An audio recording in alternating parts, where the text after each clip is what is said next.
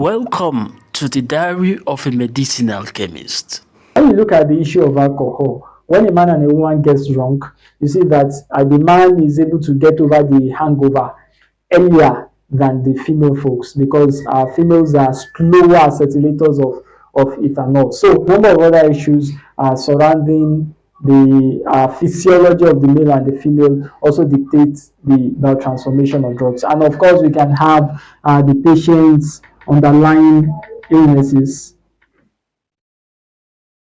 underlying illness.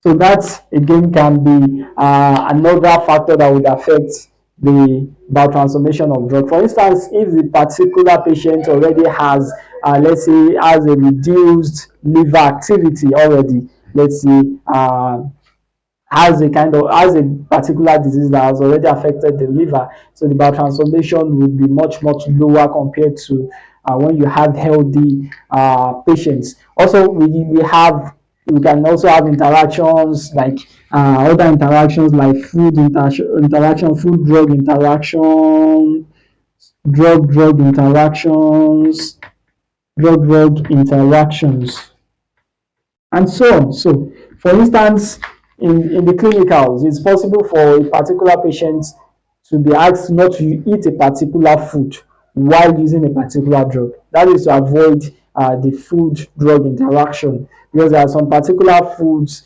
that are inhibitors of particular isozymes that are responsible for the metabolism of a particular drug. So, for instance, if you eat that food and that drug and you use that drug, now the food already has inhibited the enzyme that is supposed to act on the drug. So when the drug gets to where the enzyme is supposed to be acted, nothing happens. That means the biotransformation that the drug is supposed to undergo at that point, it doesn't undergo it.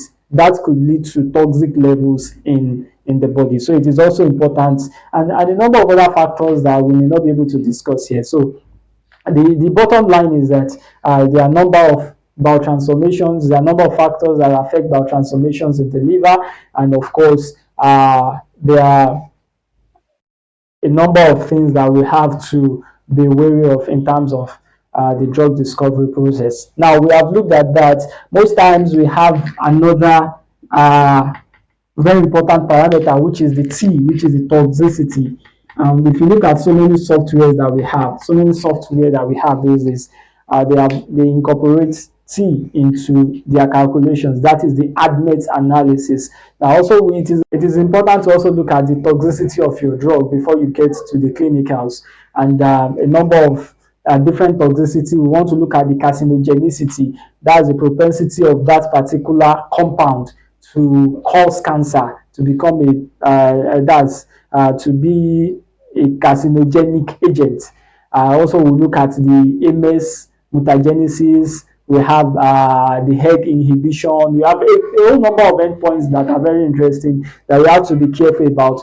Acute oral toxicity. Once the drug is flagged for any of these toxicity, there are two possible routes. It's either we discontinue the research on that particular drug, or we try to optimize that drug to see how we can lower the toxicity.